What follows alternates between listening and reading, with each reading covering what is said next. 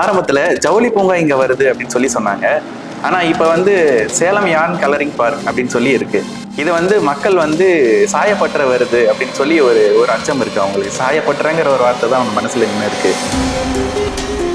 சாயப்பட்டறைக்கான ஒரு கட்டமைப்பு அடுத்த ஒரு அறிவியல் முன்னேற்றத்தை இன்கார்பரேட் பண்ணணுங்கிற நீட உணர்ந்தே 20 வருஷம் ஆகுது.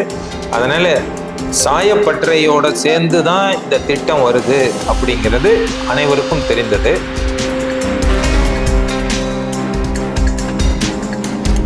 பொதுவா வந்து ஒரு தொழிற்சாலையோ ஒரு நிறுவனமோ ஒன்று ஆரம்பிக்கிறாங்கன்னா பொதுமக்களுக்கு வந்து ஒரு அச்சம் இருக்கும்.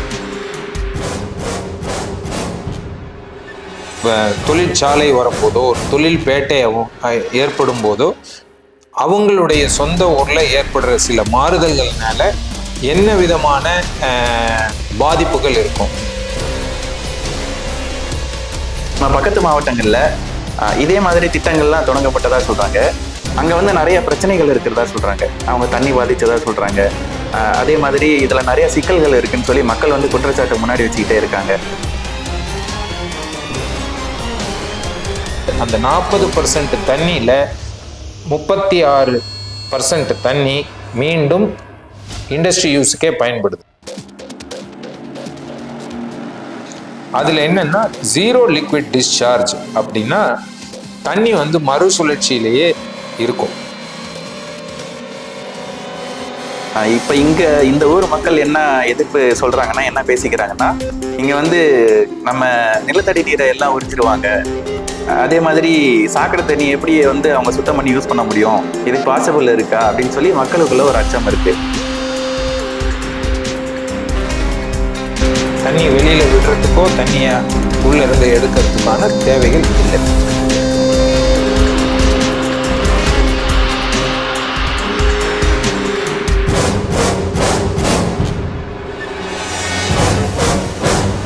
வணக்கம். வணக்கம்.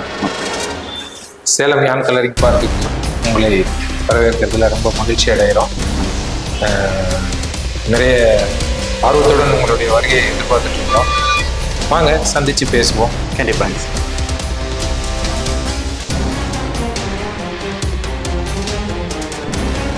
நம்ம ஊர் நம்ம கதை இந்த நிகழ்ச்சியில இந்த வாரம் நம்ம என்ன பார்க்க போறோம்னா, சேலத்துல புதுசா தொடங்கி இருக்க ஜவுளி பூங்கா.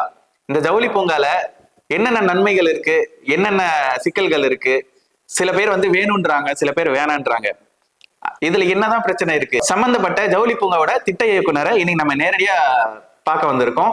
வாங்க பார்க்கலாம். வணக்கம் சார். வணக்கங்க. நம்ம ஊர் நம்ம கதை மூலம் உங்களை சந்திக்கிறதுல மகிழ்ச்சி அடைகிறோம். சேலம் ஜவுளி பூங்காவை பத்தி நிறைய விஷயங்கள் கேள்விப்பட்டிருப்பீங்க. சேலம் வந்து 2 முக்கியமான விஷயங்களுக்கு பெயர் போனது. ஒன்று மாம்பழம், அடுத்து பாரம்பரிய ஜவுளியை சார்ந்தது. இது ஒரு 100 வருட பாரம்பரியத்தின் ஊர். ஜவுளியாக இருந்தாலும் மாம்பழமாக இருந்தாலும் ஜவுளி அந்த 100 வருஷமா நடந்துகிட்டு இருக்கிற ஜவுளி தொழில் மென்மேலும் பல ஆயிரம் வருடங்களுக்கு எடுத்து செல்றதுக்கு நவீன கட்டமைப்புகள் வசதி உள்ள தொழிற்சாலைகள் வரவேண்டிய ஒரு காலகட்டத்தில் இருக்கிறதன் வெளிப்பாடா 20-30 வருடமா ஒரு ப்ராசஸ் இண்டஸ்ட்ரி, டையிங்கான சாய தொழிலுக்கான ஒரு ப்ராசஸ் இண்டஸ்ட்ரி வரவேண்டிய ஒரு தேவையை உணர்ந்து ஒரு கட்டத்திலையும் இது அரசாங்கத்துக்கிட்ட எடுத்து சென்று ஒரு தனியான ஒரு நிலம் இருந்தால் இந்த ப்ராசஸிங் பிளான்ட்டை செம்மனே பொதுமக்களுக்கு எந்த ஒரு இடையூறும் இல்லாமல் அறிவியல் பூர்வமாகவும் விஞ்ஞான பூர்வமாகவும் இதை பொதுமக்களுக்கு எந்த விதமான இடையூறும் இல்லாமல் செயல்படுத்த முடியும் அப்படிங்கிற நம்பிக்கை 20 வருஷமா இருக்கு. பக்கத்து மாவட்டங்கள்ல இது சிறப்பாக செயல்பட்டுக்கிட்டு வருது. ஸோ அதோட ஒரு பகுதியாக தான் கடந்த 4-5 வருடங்களாக இதற்கு முழுமையான ஒப்புதல் கிடைத்து நிலம் சேலம் யான் கலரிங் பார்க்குக்கு தமிழக அரசு ஆணை வெளியிட்டு அதற்கு பிறகு இதை சிறப்பாக செயல்படுத்த சில கட்டமைப்புகள் வேண்டும். சேலம் யான் கலரிங் பார்க்குன்னு தனியாக ஒரு எஸ்பிவியாக இருந்தாலும் அதை சிப்காட் மூலமாக இதை செயல்படுத்த வேண்டும் என்று தமிழக அரசு இதை கொடுத்ததின் வெளிப்பாடு தான் இப்ப நம்ம சேலம் யான் கலரிங் பார்க். சிப்காட் என்பது பார்த்தீங்கன்னா 1971 இருந்து தொழில்பேட்டைகள் வருவதற்காக நிறுவப்பட்ட தமிழக அரசு நிறுவனம். அதுல ஒரு 25 டிஸ்ட்ரிக்ட்ல ஒரு 50,000 ஏக்கர்ல ஒரு 5,000 தொழிற்சாலைகள் செம்மனே நடைபெற, ஒரு கட்டுக்கோப்புக்குள்ள நடைபெற அவர்கள் அனுமதி பெற்று அவர்கள் மூலமா இந்த நிலம் வந்து முதல் கட்ட அனுமதிகள் எல்லாம் G2Gன்னு சொல்ற கவர்மெண்ட் டு கவர்மெண்ட் நடக்க வேண்டிய ப்ராசஸ் எல்லாம் கம்ப்ளீட் பண்ணி நம்மளுக்கு இந்த நிலம் வந்திருக்கு சேலம் யான் கலரிங் பார்க்குக்கு. இப்ப பொதுவா வந்து ஒரு தொழிற்சாலையோ ஒரு நிறுவனமோ ஒண்ணு ஆரம்பிக்கிறாங்கன்னா பொதுமக்களுக்கு வந்து ஒரு அச்சம் இருக்கும். என்ன நமக்கு ஏதாவது பாதிப்பு இருக்குமா, இல்ல நமக்கு ஏதாவது பிரச்சனைகள் இது மூலமா வருமா அப்படின்னு சொல்லி பொதுவா இருக்கும். இந்த மாதிரி உங்களுக்கு ஏதாவது இருக்குங்களா?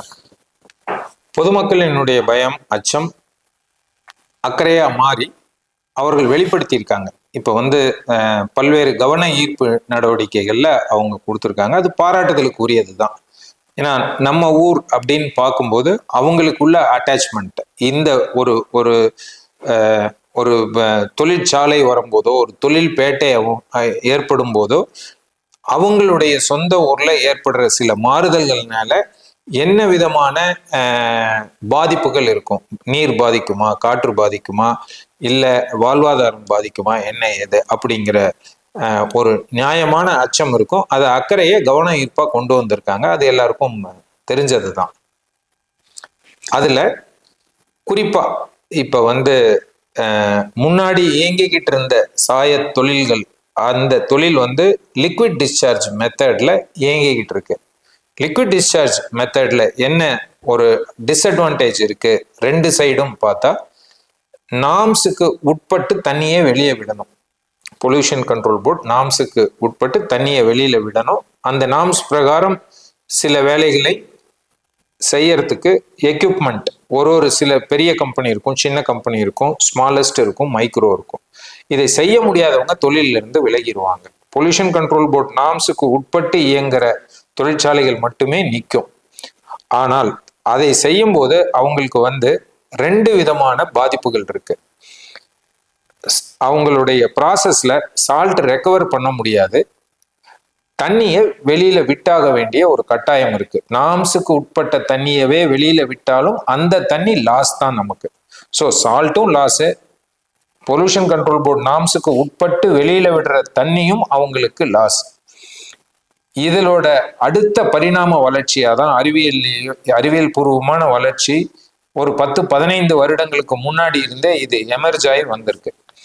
அதுல என்னன்னா ஜீரோ லிக்விட் டிஸ்சார்ஜ் அப்படின்னா தண்ணி வந்து மறுசுழற்சியிலேயே இருக்கும். இதனால இந்த மறுசுழற்சி அப்படிங்கிறது ரொம்ப சிம்பிளா புரிஞ்சுக்கலாம். நம்ம வீட்டில் ஓவர் ஹெட் டேங்க்ல இருந்து ஆர்ஓ பிளான்ட்டுக்கு நம்மளுக்கு தண்ணி வரும். ஒரு பக்கத்துல குடிநீர் வந்து விழும், இன்னொரு பக்கத்துல ஒரு சின்ன டியூப்ல பாத்தீங்கன்னாக்க இதுல விழும். வாஷ் பேஷன் பக்கத்துல இருந்துச்சுன்னா அந்த வாஷ் பேஷன்ல தண்ணி கீழே விழும். இங்க ஒரு 100 லிட்டர் தண்ணியை கொடுத்தா இங்க ஒரு 60 லிட்டர் தண்ணி கலெக்ட் ஆகும், நல்ல தண்ணி.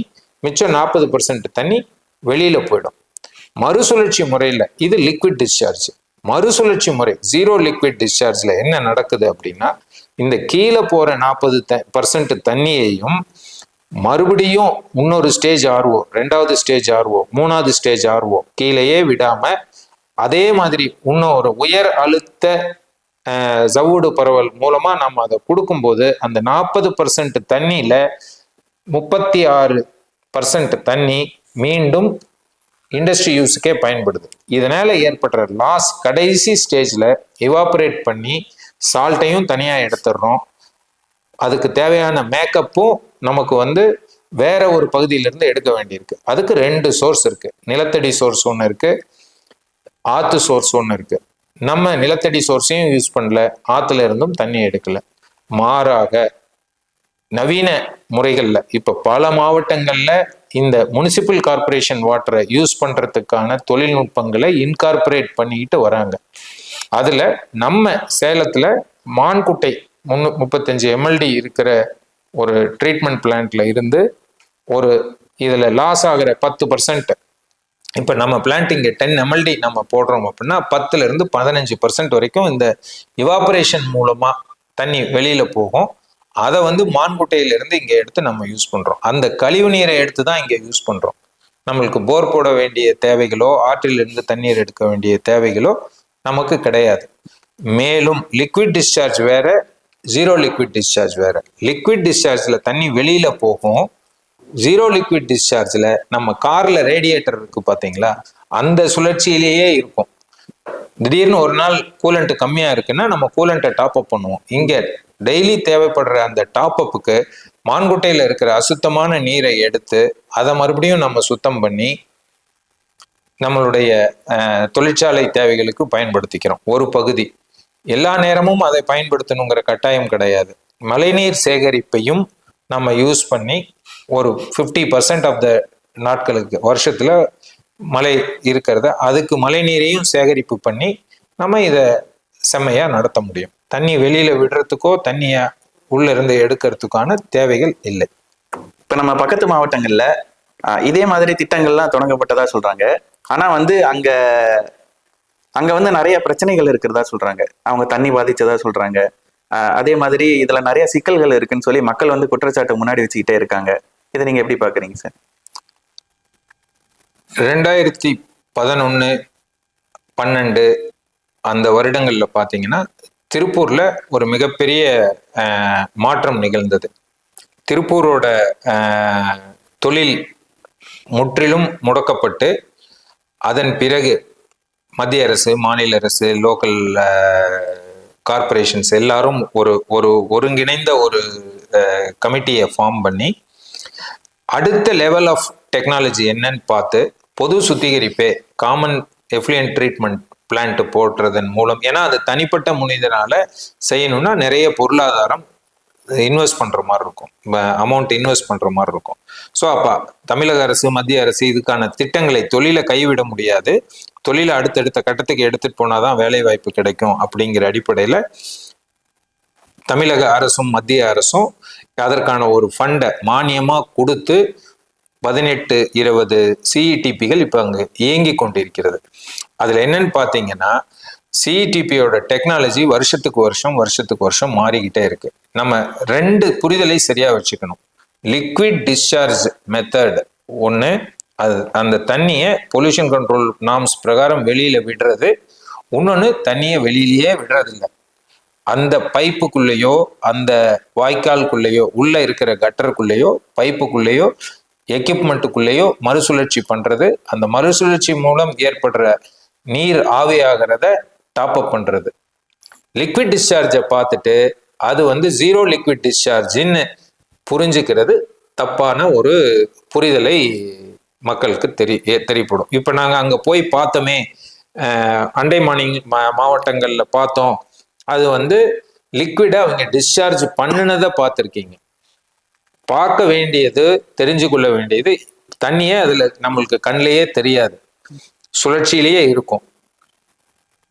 மாங்குட்டையிலிருந்து எடுத்துட்டு வர தண்ணி நம்ம இங்க பியூரிஃபை பண்ணி பண்ணுவோம். இதுல கலர்லாம் ஸ்லட்ஜ் மூலமா போயிடும். ஒரு கட்டத்திலையும் ஒரு 3 அடுக்கு 4 அடுக்கு சுத்தம் நடக்கும்.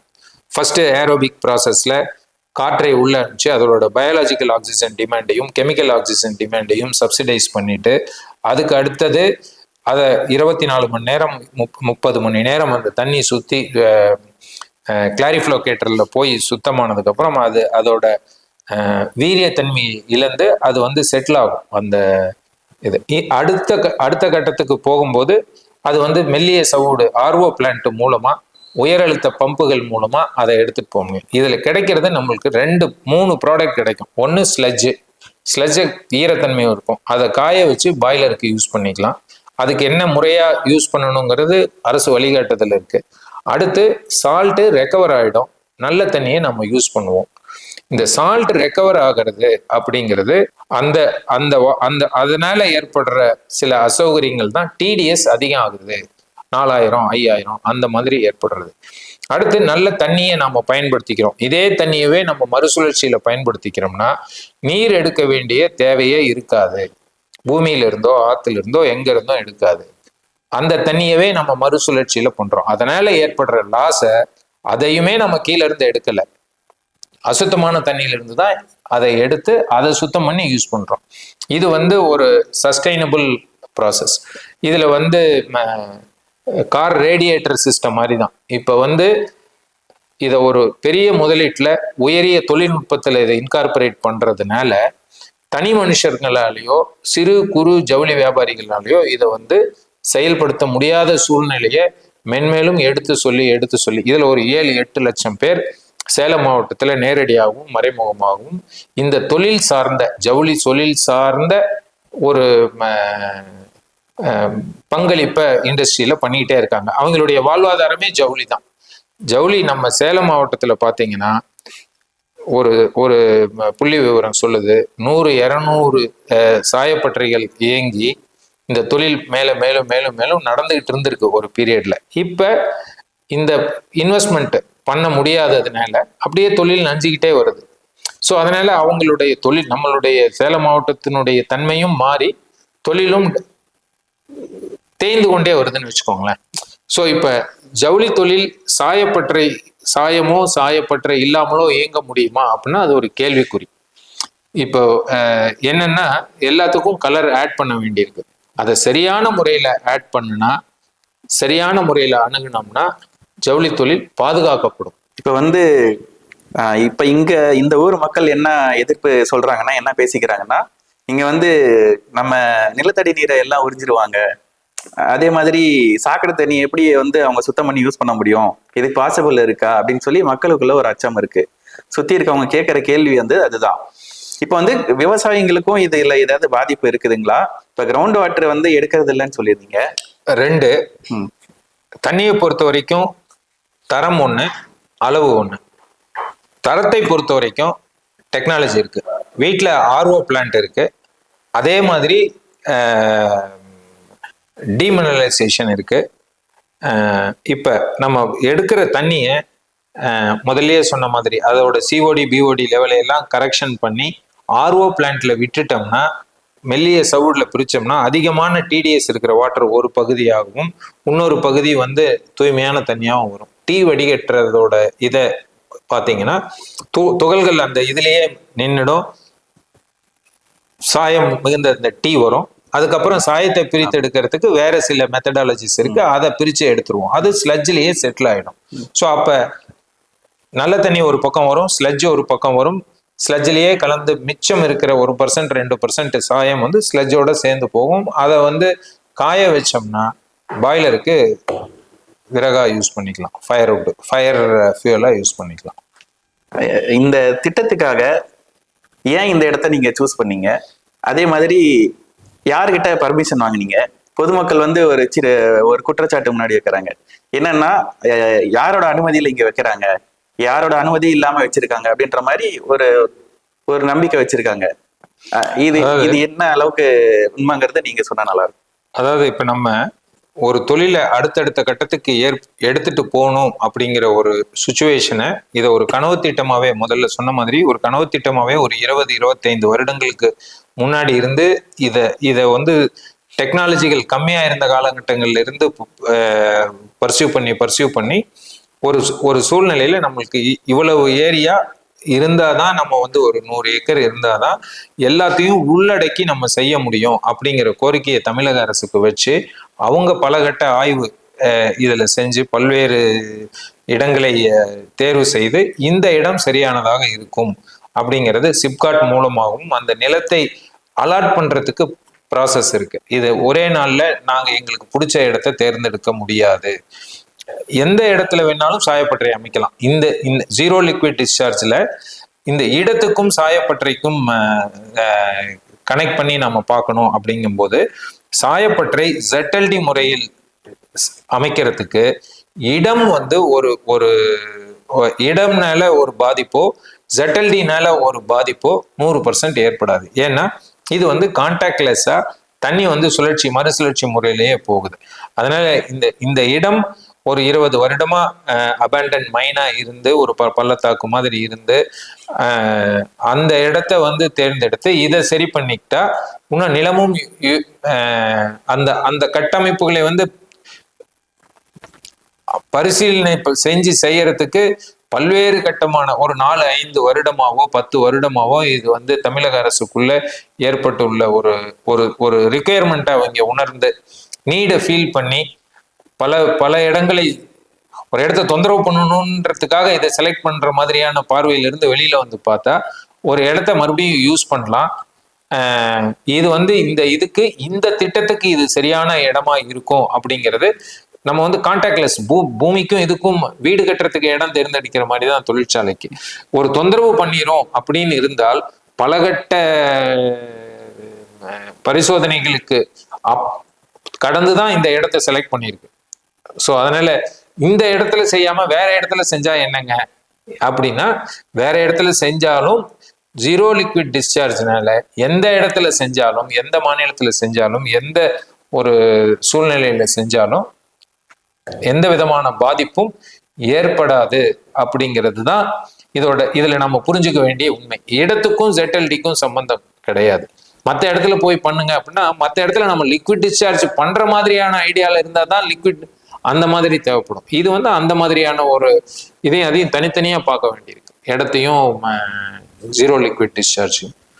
சரி, இப்ப உங்க பார்வையில ஆதரவு எந்த அளவுக்கு இருக்கு, எதிர்ப்புகள் எந்த அளவுக்கு இருக்கு? என்ன மாதிரியான எதிர்ப்புகள் இருக்கு, என்ன மாதிரியான ஆதரவுகள் இருக்கு? இல்லை, எதிர்ப்பு ஆதரவுன்னு பார்க்கல, அக்கறையின் வெளிப்பாடா அவங்க கவனத்தை ஈர்த்திருக்காங்க. இதை நம்ம அவங்களுக்கு எடுத்து சொல்ல வேண்டியிருக்கு. லிக்விட் டிஸ்சார்ஜையும் ஜீரோ லிக்விட் டிஸ்சார்ஜையும் தனித்தனியா பார்க்க வேண்டிய ஒரு ஒரு ஒரு சுச்சுவேஷனை அவங்களுக்கு எடுத்து சொல்ல வேண்டியிருக்கு. லிக்விட் டிஸ்சார்ஜை பார்த்துட்டு இப்ப நடைமுறையில சேலத்திலேயே நிறைய இடத்துல இருக்கிறதும் லிக்விட் டிஸ்சார்ஜ் தான். பொல்யூஷன் கண்ட்ரோல் போர்டு நீங்க தண்ணியை வெளியில விடுறீங்க அப்படின்னா இந்த நார்ம்ஸ்குள்ள விடுங்கன்னு சொல்லுது. அந்த சட்டத்திட்டத்துக்கு கட்டுப்பட்டு தான் அவங்க அந்த லிக்விட் டிஸ்சார்ஜை பண்றாங்க. அந்த லிக்விட் டிஸ்சார்ஜை பண்ணும்போது சட்டத்திட்டத்துக்கு கட்டுப்பட்டு பண்ணினாலும் அவங்களுக்கு சால்ட் லாஸு, தண்ணி லாஸு. இதுல சால்ட்டும் லாஸ் கிடையாது, தண்ணியும் லாஸ் கிடையாது, தண்ணியை பம்ப் பண்றதுக்கு தேவையான மின்சாரமும் லாஸ் கிடையாது. ஸோ ஒரு பாதுகாப்பான திட்டத்துக்கு மூவ் ஆகணும்னா ஒருத்தர் செஞ்சா செயல்பட முடியாது, 10-20 பேர் சேர்ந்து செயல்பட்டா ஆப்ரேஷனல் காஸ்ட் கம்மியாகும். அந்த ஒரு அடிப்படையில இதை எல்லாம் கருத்தில் கொண்டு தீவிர ஆலோசனை 4 வருஷம் தமிழக அரசுல எல்லாம் பண்ணி இந்த தொழில் சிறப்பா செய்ய 7-8 லட்சம் பேருக்கான வேலை வாய்ப்பை தக்க வைக்கிறதுக்கும் மேலும் இதை பெருசுபடுத்துறதுக்கும் இந்த ZLD உகந்தது அப்படின்னு 15 வருஷத்துக்கு முன்னாடியே செஞ்சது. இப்ப நம்ம சேலத்துல நம்மளுக்கு இது செய்ய வேண்டிய சூழ்நிலையில நம்ம இந்த திட்டத்தை செஞ்சுட்டு இருக்கோம். இப்ப ஆரம்பத்துல ஜவுளி பூங்கா இங்க வருது அப்படின்னு சொல்லி சொன்னாங்க. ஆனா இப்ப வந்து சேலம் யான் கலரிங் பார்க் அப்படின்னு சொல்லி இருக்கு. இது வந்து மக்கள் வந்து சாயப்பற்ற வருது அப்படின்னு சொல்லி ஒரு அச்சம் இருக்கு அவங்களுக்கு. சாயப்பற்றங்கிற ஒரு வார்த்தை தான் அவங்க மனசுல நின்று இருக்கு. இதை நீங்க என்ன சொல்ல போறீங்க இதுக்கு?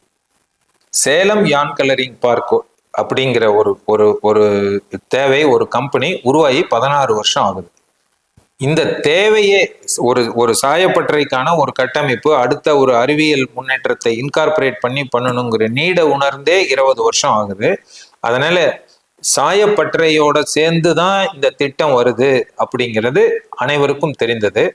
ஜவுளி பூங்கான்னு சொல்லிட்டு போன வாரம் ஜவுளி பூங்கான்னு சொன்னாங்களேப்பா, இந்த வாரம் சாயப்பட்டறைன்னு அப்படியான ஒரு புரிதல் இருந்தால் அது தவறான புரிதல்.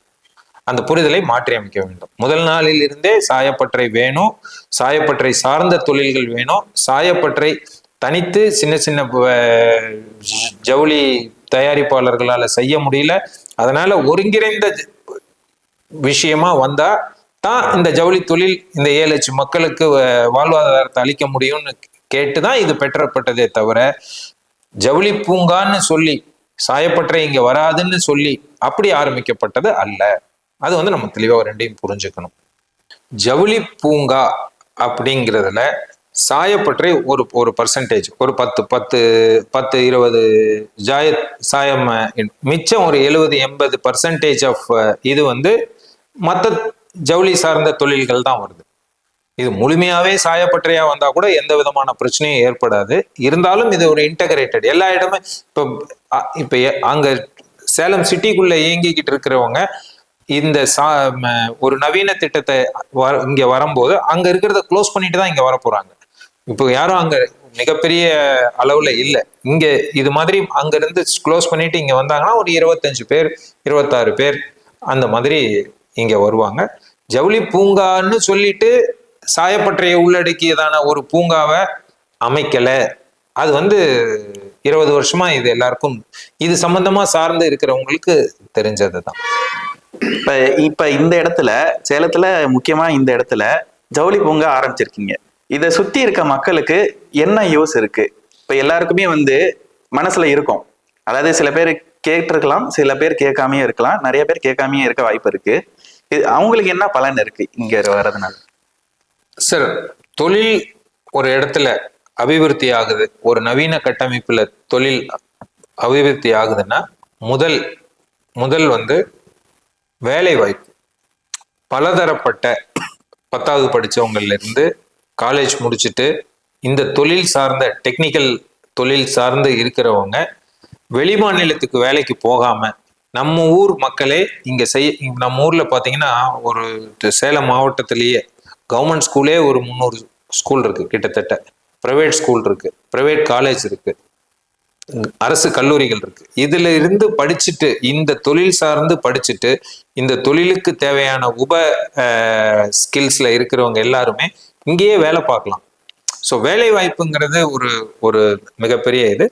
நேச்சுரலி உள்ளூர் மக்களுக்கு அது வந்து உடனடியா போய் சேரக்கூடிய ஒரு பலனா நம்ம பார்க்கலாம். எவ்வளவு பேருக்கு வேலை வாய்ப்புகள் கிடைக்கும் சார்? நம்ம தொழில் பூங்கால ஒரு குறைஞ்சபட்சம் 10,000 இருந்து 12,000 பேர் வரைக்கும் 12,000 பேர் கிடைக்கும். நேரடியாவே வேலை வாய்ப்பு தக்க வச்சுக்க முடியும். முதல் அது வந்து முதல் பெனிஃபிட்டா கிடைக்கும். இன்னொன்னு, இப்ப பக்கத்து மாநிலங்களுக்கு நம்ம மண்ணின் மைந்தர்கள் அங்க போய் வேலை பார்க்க தேவை குறையும். பேரண்ட்ஸோட இருக்கலாம், சொந்த மண்ணிலேயே வேலை வாய்ப்புங்கிறது ஒரு நல்ல பொருளாதார வளர்ச்சியாகவும் பார்க்கலாம். இப்ப வந்து உங்களோட பேட்டியில பார்த்திருக்கோம், டிவில பார்த்திருக்கோம், பேப்பர்ல பார்த்திருக்கோம். அப்ப வந்து நம்பகத்தன்மைக்காக யாருக்காவது சந்தேகம் இருந்தா நேர்ல வந்து பாருங்கன்னு சொல்லி ஒரு வெளிப்படைத்தன்மையா ஒண்ணு சொல்லியிருந்தீங்க, யார் வேணா வந்து பார்க்கலாம் அப்படின்னு சொல்லி. இப்ப வந்து ஒரு சக்சஸ் ஆகி போயிட்டு இருக்கும்போது யாராவது வந்து ஒரு டவுட்டுக்கு வராங்க அப்படின்னா இதே வெளிப்படைத்தன்மை அப்ப இருக்குமா? அவங்களுக்கும் அனுமதி இருக்கா? சரியான கேள்வி. அதாவது இங்க உள்ள வர ஜவுளி பூங்காவில் தொழிலாளர்கள் பக்கத்து கிராமங்களிலிருந்தும் ஏத்த மாதிரி கிராமங்களில் இருந்து தான் வந்து வேலை செய்ய போறாங்க. இதுல வந்து 10,000 பேர் வேலை பார்க்குறாங்கன்னா 10,000 பேர்களுமே நம்மளுடைய சேலம் மாவட்டத்தின் பாதுகாவலர்களா நம்ம பார்த்து தான் நம்ம அந்த பார்வையில தான் நம்ம பார்க்க போறோம். வெளி இடத்துல இருந்து யாரும் வந்து இதை ஆப்ரேட் பண்ணி தெரியாம இருக்க போறது கிடையாது. இதோட விழிப்புணர்வை 10,000 பேர் உள்ள வேலை செய்யறவங்களுக்கும் இது அவங்களே சாட்சி. இதுக்கு நம்ம நிறுவனம், நம்மளுடைய கூட்டமைப்பு நிறுவனம் சரியா செயல்படுதா, தண்ணியை போரை போட்டு உள்ள விடுறாங்களா, தண்ணியை எடுக்கிறாங்களா, தண்ணி தரமான முறையில பண்ணுதா அப்படின்னா 10,000 பேர் உள்ள எனக்கு சூப்பர்வைசர்ஸ் இருக்கிறாங்க. நம்ம ஊரை பாதுகாக்கிறவங்க தான் நம்ம ஊர் மக்களும். அவங்களும் இங்க வந்து வேலை செய்யும் போது அவங்களும் அதை கண்ணும் கருத்துமா செயல்படுவாங்க. அவங்க வந்து நம்ம வீட்டுல இருக்கும்போது ஒரு மாதிரியும் இங்க இருக்கும்போது ஒரு மாதிரியும் கவனமா தான் செயல்படுவாங்க. அவங்களே இதுக்கு சாட்சி.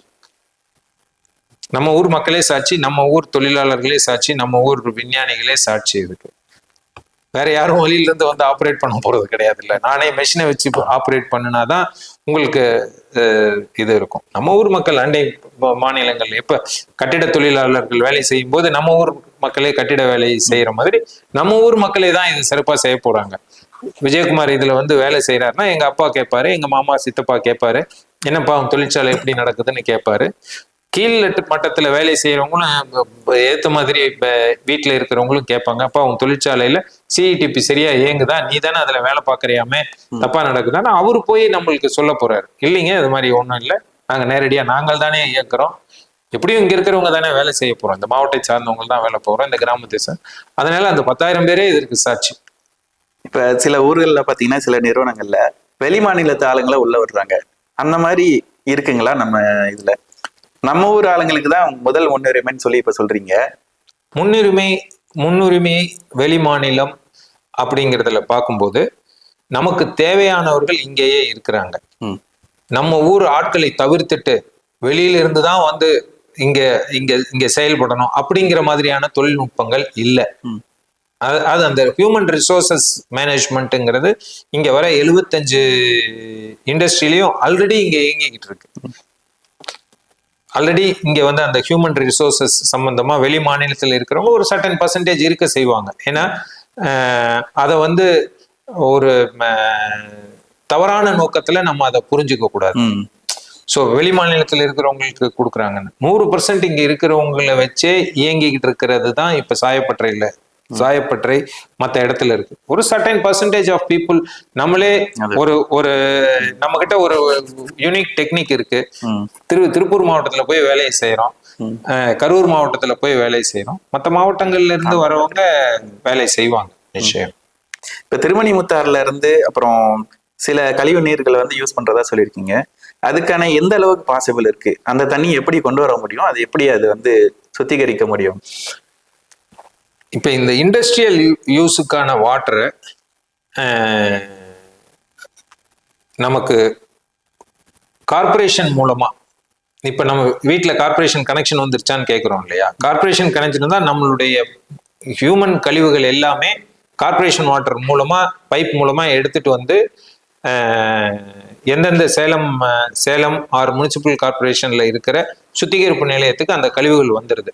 அவங்க அதை முறையா சுத்தம் பண்ணி இந்த ஏரோபிக் ஏனோரோபிக் ப்ராசஸ் முதல்ல சொன்ன பிஓடி சிஓடி எல்லாம் கரெக்ஷன்ஸ் எல்லாம் பண்ணி அதை வந்து அந்த கட்டுப்பாட்டுக்குள்ள இருக்கிற தண்ணியை வெளியில விடுவாங்க.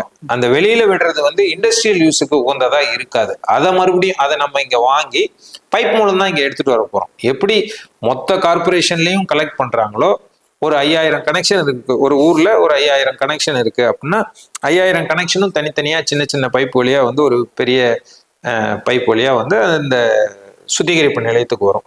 நம்ம அங்க 2 MLD கேட்டிருக்கோம் அப்படின்னா அந்த 2 MLDல இருந்து ஒரு பைப் 200 NB பைப்போ 300 NB பைப்போ 1 ஒர்க்கிங் 1 ஸ்டாண்ட் பை மாடல்ல நம்ம அங்க இருந்து இங்க எடுத்துட்டு வந்துருவோம். அது அந்த டிரான்ஸ்போர்ட் பண்றதுக்கு வரைக்கும் என்ன சுத்தம் பண்ண வேண்டி இருக்குமோ அதை அங்க சுத்தம் பண்ணி அதை இங்க நம்ம இங்க எடுத்துட்டு வந்தோம்னா இங்க அடுத்த கட்ட சுத்திகரிப்பை இங்க பண்ணிக்க முடியும்.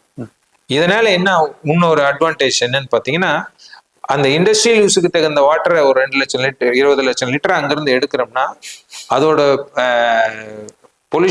திருமணி முத்தாறுல 20 லட்சம் லிட்டர் கூடுதலா போறதையும் நம்ம சுத்திகரிப்பு பண்ணி நம்ம யூஸ் பண்ணிக்கிறோம். அந்த லோடு பொல்யூஷன் லோடு அதுல நம்ம விடுறது இல்லை. ஸோ அது வந்து ஒரு கூடுதல் சிறப்பு. இது இப்ப எல்லா மாநகராட்சியிலையும் இண்டஸ்ட்ரியல் யூஸுக்கான வாட்டர் யாராவது கேட்டாங்கன்னா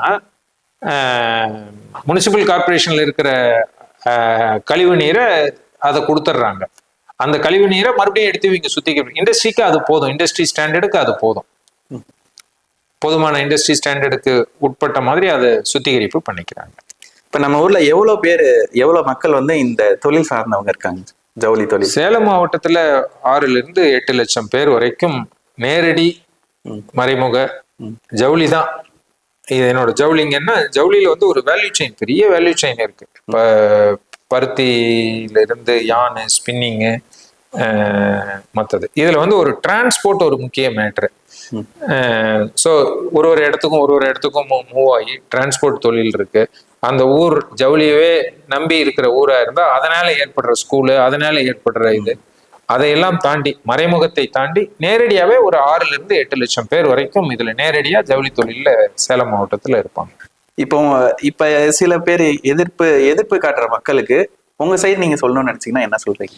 நான் அது எதிர்ப்பு காட்டுறதா நான் பார்க்கல. முதல் கட்டமா அவங்களுக்கு ஏற்பட்டிருக்கிற ஒரு சில முன்னாடி ஏற்பட்டிருக்கிற லிக்விட் டிஸ்சார்ஜ் மெத்தட்ல இருக்கிற பயத்தினால ஏற்படுற அக்கறையாளர்களா தான் நான் உங்களை பாக்குறேன். இது எதிர்ப்பாவே பார்க்கல. இது புரிய வைக்க வேண்டியது என்னோட கடமை. ஒரு திட்ட இயக்குனரா நம்ம ஜவுளி தொழில மேல எடுத்துட்டு போக வேண்டிய ஒரு கட்டத்துல இருக்கிறதுனால 20 வருஷமா ஜவுளி சங்கங்கள், ஜவுளி சிறு குறு ஜவுளி சங்கங்கள் பாடுபட்டு கொண்டு வந்த ஒரு கனவு திட்டத்தை சேலத்தை நம்ம ஜவுளி தொழில அடுத்த கட்டத்துக்கு எடுத்துட்டு போக வேண்டிய ஒரு பொறுப்புல இருக்கிறதுனால நம்ம இதை அவங்களுக்கு எடுத்து சொல்ற ஒரு இடத்துலதான் இருக்கும். அதனால அவங்க நமக்கு இதுக்கு எதிர்ப்பு தெரிவிச்சுட்டாங்க அப்படிங்கிற ஒரு கண்ணோட்டத்துல நானோ இங்க தொழில் அமைக்கிறவங்களோ யாரும் ஒரு நாளும் அது எதிர்ப்பு தெரிவிக்கிறதாவே நாங்க பார்க்கல. கவனத்தை ஈர்த்திருக்காங்க. அந்த அக்கறைக்கு நம்ம பொறுப்பான முறையில பதில் சொல்லணும் அப்படிங்கிற ஒரு தன்மையில தான் நாங்க இதை அணுகிறோம். இந்த திட்டத்தை ஏன் இப்ப கொண்டு வந்தீங்க? இதுக்கு முன்னாடி இல்லையா இது? இப்ப கொண்டு வரதுக்கான அவசியம் என்ன? கரெக்டான கேள்விதான் இதுவும். ஒரு திட்டம், ஒரு தேவை உணர்தல் அப்படின்னு ஒண்ணு இருக்கு. தேவை உணர்தல் அப்படிங்கும்போது தொழிலில் ஏற்படுற சில அசௌகரியங்கள், பையர் எதிர்பார்ப்பு, நம்ம அடுத்த கட்டத்துக்கு இந்த தொழிலை எடுத்துட்டு போகணும்னா ஒரு 3 தலைமுறை 4 தலைமுறையை கடந்து எடுத்துட்டு போக வேண்டியிருக்கு. மாட்டு வண்டியில டிராவல் பண்ணினது போக ஜவுளிய நூலையோ தயார் பண்ணினதையோ மாட்டு வண்டியில எடுத்துட்டு போனது போக இப்ப வந்து டீசல் ட்ரக்ஸ்ல எடுத்துட்டு போறோம். இந்த டீசல் ட்ரக்ஸே இப்ப மாறி இவி ட்ரக்ல வருது. தொழில் நல்லா நடக்கணும் அப்படின்னா தாத்தா ஆரம்பிச்சிருப்பாரு. தாத்தா மாட்டு வண்டியில எடுத்துட்டு போயிருப்பாரு, அப்புறம் டீசல் வண்டியில எடுத்துட்டு போயிருப்பாங்க, அப்புறம் சஸ்டைனபிள்ல ஈவில எடுத்துட்டு போவாங்க. அது மாதிரி ஜவுளி தொழிலை பொறுத்த வரைக்கும் சேலம் 100 வருஷ பாரம்பரியத்தை முடிந்தது. பல தலைமுறைகளை தாண்டி இதை எடுத்துட்டு போகணும் அப்படின்னா ஒரு சீனியர் லெவல்ல இருக்கிறவரு இதை தன்னுடைய அடுத்த தலைமுறைக்கு இதை மாற்றி விடணும்னு நினைப்பாரு. ஒரு 60 வயது இருக்கிற அப்பா 30 வயது இருக்கிற அதே தொழிலை கொண்டவர் அதுக்கு மாத்தி விடணும், தலைமுறைக்கு மாற்றணும் தொழிலை. அப்ப அவங்களுக்கு இது வந்து ஒரு ஏதுவானதா இருக்கணும். 30 வயசு ஒரு தொழில் முனைவோர் வராரு அப்படின்னா அந்த அப்பா 60 வயசுல தொழிலை பண்ணிட்டு இந்த தொழிலை அவங்களுடைய அடுத்த ஜெனரேஷனுக்கு மாத்தினா இருக்கிற கட்டுப்பாடுகள்ல அவங்களுக்கு இன்னும் பெட்டரா எடுத்துட்டு போக முடியும். இளைய தலைமுறையை நீங்க கொண்டு வரணும்னா ஒரு ஹேசல் ஃப்ரீ ஆப்ரேஷன் வேணும். அப்பதான் அவங்களுக்கு மற்ற நாடுகளுடையோ மற்ற மாநிலங்களுடையோ மற்ற மாவட்டங்களுடையோ பக்கத்திலேயே இருக்கிறவங்களுடையோ அவங்க வந்து ஒரு ஒரு ஹெல்த்தி காம்படிஷன்ல அவங்க வந்து அதை அடுத்த தலைமுறை மாற்றத்துக்கான தேவைதான் இது. பனைமரம் பாத்தீங்கன்னா ஒரு பனைமரம் வச்சீங்கன்னா 40 வருஷம் ஆகும் காய்க்கிறதுக்கு. அவ்வளவு ஒரு சிறப்பு மிக்கது ஜவுளி பொறுத்த வரைக்கும். 20 வருஷ போராட்டத்தின் வெளிப்பாடாதான் இந்த கனி இப்ப காய்ச்சிருக்கு. ஸோ ஆனால் இதை ஒரு நல்ல புரிதலோடு இதை ஆரம்பிச்சோம்னா ரொம்ப நல்லா இருக்கும் அப்படிங்கிறது தான் நம்மளுடைய நோக்கம். யாரையும் இதை வந்து புண்படுத்தியோ இல்லை அவர்களுக்கு புரிய வைக்காமலோ இல்லை மற்ற இடத்துல இருக்கிறத அவங்களுக்கு சரியா சொல்லாமலோ அப்படி செய்யணுங்கிற நிர்பந்தம் இல்லை. அவர்களுக்கு தேவையில்லாத ஒண்ணு நம்ம செய்யறதுங்கிறது எந்த தொழிலையுமே அது இருக்காது. அது நம்ம சேலம் யான் கலரிங் பார்க் நிச்சயம் அவங்களுக்கு தேவையில்லை, அவங்களுக்கு இது ஒரு கவன ஈர்ப்பு கொண்டு வந்திருக்காங்கன்னா அதை நம்ம முறையா அணுகி அவங்களுக்கு என்ன மாதிரியான ஒரு கம்ஃபர்ட் கொடுத்தா ஒரு புரிதலை ஏற்படுத்தினா சரியா இருக்குமோ அதை நேரடியா நாம சந்திச்சு பண்ணலாம். ஒரு 2 months முன்னாடி கூட சொல்லியிருந்தோம் இதை பத்திரிகை வாயிலா. அது என்ன சந்தேகங்கள் இருந்தாலும் நம்ம வந்து நிவர்த்தி பண்ணலாம். ஒரு புறம் தேவை ஜவுளி தொழிலுக்கான 7 லட்சம் 8 லட்சம் மக்களுக்கான தேவை, அடுத்த கட்டம் அடுத்த தலைமுறை. இன்னொரு சைடு நம்ம ஊர் மக்கள் பயம், அதன் மேல் இருக்கிற அக்கறை, அதன் மேல் ஏற்படுத்துகிற கவன ஈர்ப்பு, அதை ப்ராப்பரா நம்ம வந்து கையாண்டு ஒரு சுமூகமான சூழ்நிலையை ஏற்படுத்த முடியும்.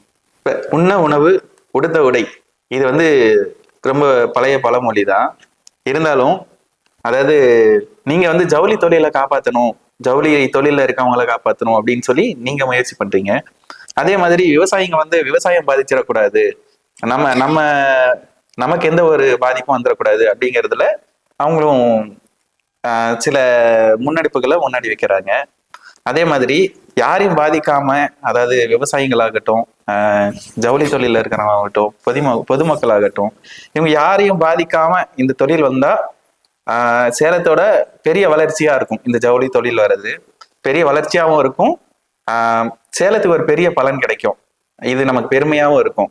அந்த மாதிரி ஏதாவது நடந்தா ரொம்ப பெரிய மகிழ்ச்சி. நிச்சயம் அப்படிதான் நடக்கும். நீங்க இவ்வளவு நேரம் நம்ம கலந்து உரையாடினதுல ஒரு புரிதல் உங்களுக்கே ஏற்பட்டிருக்குங்கிற மாதிரி தான் நான் இதை உணர்றேன்.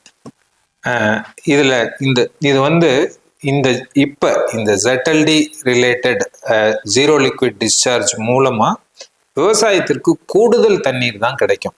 நான் தண்ணியே எடுத்துக்கிட்டு இருக்கேன், தண்ணியை எடுத்து யூஸ் பண்ணிக்கிட்டு இருந்த பர்சன் 100 லிட்டர் தண்ணி எனக்கு தேவைப்பட்ட இடத்துல மேக்கப்புக்காக மட்டுமே 10% நான் தண்ணியை யூஸ் பண்றேன் அப்படின்னா மிச்சம் அந்த மறுசுழற்சியில உள்ளேயே இயங்கிக்கிட்டு இருக்கிற தண்ணியினால நான் பூமியிலிருந்து எடுக்கிற தண்ணியோட அளவு குறையுது. தரம் நிரந்தரமா ஒரே சீரா நாங்க வெளியில விடாம இங்கேயே சுத்திகரிப்பு பண்றோம். இதனால விவசாயத்திற்கு கூடுதல் பாதுகாப்பு, விவசாய நீருக்கு கூடுதல் அளவு நிலத்தடி நீர் உயர்றதுக்கான வாய்ப்பு. இப்ப 10 எம்எல்டின்னு நம்ம சொன்னோம்னா ஒரு ஒரு எம்எல்டி அப்படின்னா 10 லட்சம் லிட்டர், 1 கோடி லிட்டர். 1 கோடி லிட்டர் தண்ணியை நம்ம உள் சுழற்சி முறையில தான் பண்ண போறோம். இதை வெளியில இருந்து எடுத்து பண்ண போறது கிடையாது. ஒரு தடவை இதை டாப் அப் பண்ணிட்டோம்னா இது உள் சுழற்சி தான் நடக்கும். அப்புறம் 10 லட்சம் லிட்டர் கழிவு நீர். ஸோ நிலத்தடி நீர் உயரவே இது உதவுமே தவிர, அதையும் நம்ம நல்லா புரிஞ்சுக்கணும். எப்படி லிக்விட் டிஸ்சார்ஜையும் ஜீரோ லிக்விட் டிஸ்சார்ஜையும் புரிஞ்சுக்க வேண்டியிருக்கோ, இந்த இதுல இன்னொரு மிகப்பெரிய வரப்பிரசாதம் என்ன அப்படின்னா, விவசாயத்திற்கு கூடுதல் நீர் கிடைக்கும். கூடுதல் நீர் கிடைக்குது, கூடுதல் நல்ல நீர் கிடைக்கிறதுக்கு தான் இது உதவும், இதுவும் உதவும். ஸோ முதல்லயே 2 தடவை நம்ம வேற வேற நேர்காணல்ல சொன்ன மாதிரி விவசாயமும் சாயமும் கைகோத்து செல்ல வேண்டியதுதான் இன்றைய தேவை. அது இந்த ஜீரோ லிக்விட் டிஸ்சார்ஜ் மெத்தட்ல நிச்சயம் அது உள்ளடக்கி இருக்கிறது. அது அதுல எந்த விதமான மாற்று கருத்தோ இல்ல விவாதங்களுக்கோ ஒரு பர்சன் டு பர்சன் வேரியேஷனோ கிடையாது. அறிவியலும் விஞ்ஞானமும் அப்படிதான் இந்த ZLD-யை இது ரெண்டையும் இன்டகிரேட் பண்ணி தான் கொண்டு போகுது. அதனால நிச்சயம் இதனால விவசாயம் நீர் அளவும் தரமும் மேம்படுமே தவிர 1% கூட அதுக்கான பாதிப்புகளை ஏற்படுத்தாது. இந்த திட்டத்தை பத்தின ஒரு தெளிவு இல்லை, சில பேருக்கு தெளிவு இல்லைன்னு வச்சுக்கலாம். இப்ப அந்த மாதிரி மக்கள் இப்ப பொதுமக்களாகட்டும், இந்த ஊர் மக்களாகட்டும், இந்த தொழில் சார்ந்தவங்களாகட்டும், விவசாயிகளாகட்டும், ஊடகமாகட்டும், இவங்க யார் வந்தாலும் அவங்களுக்கு விளக்கம் சொல்ல நீங்க தயாரா? நல்ல கேள்விதான். நீங்க ஒரு 2 நாளைக்கு முன்னாடி தொடர்பு கொண்டு, சார் இந்த சம்பந்தமா உங்களை நேர்காணல் எடுக்கணும் அப்படின்னப்ப தயவு செய்து வாங்கன்னு தான் கூப்பிட்டேன். நான் தான் இன்னைக்கு காலையில 4 தடவை ஃபோன் பண்ணி ஏன் லேட் ஆச்சு 5 நிமிஷம் ஆர்வமா இருக்கும். இது சம்பந்தமா பயம் இருக்கிறவங்களுக்கோ இல்ல அக்கறை உள்ளவர்களுக்கோ ஊடகங்களுக்கோ இது ரொம்ப சிம்பிளான ஒரு விஷயம்தான். நம்ம ஊர் மக்கள், நம்ம உறவினர்கள், நமது நண்பர்கள், நமது எதிர்த்த வீட்டார்கள், இவங்களுக்கு இதை எடுத்து சொல்ல வேண்டியது நம்மளுடைய தார்மீக கடமை, குறிப்பா என்னுடைய தார்மீக கடமை. அதை நான் 100% செய்யறதுக்கு ஆல்வேஸ் காலையில 7ல இருந்து நைட்டு 9 மணிக்குள்ள எந்த நேரமாக இருந்தாலும் இதற்கு நேரம் ஒதுக்கி நம்மளுடைய செயலை செய்ய தயாராக இருக்கிறேன். நேரில் எப்ப வந்தாலும் சந்திக்கலாங்களா? காலையில 7ல இருந்து இரவு 9 மணிக்குள்ள வாங்க, நைட்டு தூங்க போகணும். எல்லாத்துக்கும் அனுமதி இருக்குங்களா? எல்லாருக்கும் இருக்கு. எல்லாரும் தான் கேட்கணும். யார் யாருக்கு சந்தேகம் இருக்கோ அவங்க எல்லாரும் தானே கேட்கணும். ஏக்கு சொல்ல மாட்டேன், பிக்கு சொல்ல மாட்டேங்கிற மாதிரியான இதுல வேலையே இல்லை. நம்ம வீட்டுல ஆர்வோ பிளான்ட் எப்படி இருக்கோ அது இது ஒரு உயர்கட்ட ஆர்வோ பிளான்ட். அதனால இவர்களுக்கு சொல்ல மாட்டேன், இவர்களுக்கு சொல்லணும் அப்படிங்கிற மாதிரியான கருத்து இல்லை. இப்ப நிறைய பேர் இதை பத்தி பேசுறாங்க. இது வரைக்கும் ஒரு சில பேர் உங்ககிட்ட பேசியிருப்பாங்க. எவ்வளவு பேர் இது வரைக்கும் உங்ககிட்ட பேசியிருக்காங்க? இத பத்தி பேசியிருக்காங்களா? இல்ல குழுக்களா ஒரு செட் ஆஃப் குழு பீப்புள் ரொம்ப கேட்டாங்க. அவங்களுக்கு நேரடியா எடுத்து சொல்லியிருக்கோம். நீங்க சொல்ற மாதிரியே செய்வதாக இருக்கும் பட்சத்தில் எங்களுக்கு முழு திருப்தின்னு எந்திரிச்சு போயிருக்காங்க. அது இல்லாம அரசியல் கட்சிகள் நிபுணர்களையும் அந்த இவங்களையும் பார்த்து இதுக்கு விளக்கங்களை கொடுத்துருக்கோம். மேலும் பார்த்தீங்கன்னா நம்ம விருதுநகர் மாவட்டத்துல 1000 ஏக்கர்ல PM மித்ரா அப்படிங்கிற மெகா இன்டகிரேட்டட் டெக்ஸ்டைல் பார்க் வருது. இந்தியாவில் 7 இடங்கள்ல இந்த மாதிரியான பார்க்குகள் வருது. இது ப்ரூவன் டெக்னாலஜியாக இருக்கும் காரணத்தினாலேயே மத்திய அரசு நாட்டில் 7 இடங்கள்ல வருது. அதுல PM மித்ரா ரொம்ப பிரசித்தி பெற்ற பார்க். ஒரு 150 ஏக்கர் ஒன்லி ப்ராசஸிங்கு, மிச்சம் உள்ள ஏரியா எல்லாம் அதை சார்ந்து வீவிங்கு மற்ற இது. அங்கேயும் இந்த ZLD முறையில் 15 to 20 MLD நம்மளை போல 2 மடங்கு 3 மடங்கு பொது சுத்திகரிப்பு பண்ற இது அரசாங்கமே அந்த வந்து போட்டு கொடுக்குது.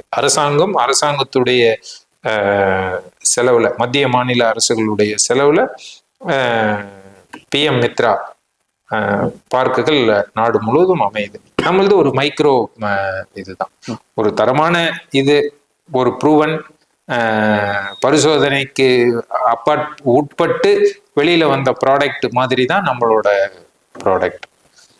ஸோ அதனால எந்த நேரமா இருந்தாலும் சரி, என் நம்பர் உங்களுக்கு இருக்கு, ஊடக நம்பர்களுக்கு நீங்க ஷேர் பண்ணுங்க.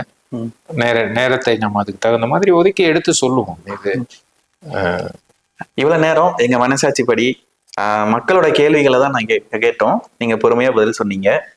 இதே மாதிரி ஏதாவது பொதுமக்கள் வந்து எங்ககிட்ட கேள்வி கேட்டாங்கன்னாலோ இல்ல உங்ககிட்டயே கேட்டாலும் நாங்க வந்து திரும்ப நாங்க வந்து உங்களை வந்து சந்திக்கிறோம். நன்றி. மீண்டும் மீண்டும் இந்த விஷயம் வந்து அடுத்த கட்டத்திற்கு எடுத்து போகிற ஒரு சூழ்நிலை ஏற்படுறதுக்கு உங்களை மாதிரியான ஊடகங்கள் உறுதுணையா இருக்கும். எந்த நேரத்திலையும் நம்ம வந்து இதை கலந்துரையாடி அவர்களுக்கு தேவையான செய்திகளையும் தேவையான ஒரு கட்டமைப்பு இயங்குற முறையையும் எடுத்து சொல்றத 7 லட்சம் 8 லட்சம் ஜவுளி தொழிலாளர்கள் சார்பா நான் அதை சொல்றதுக்கு கடமைப்பட்டிருக்கேன். நன்றி, வணக்கம்.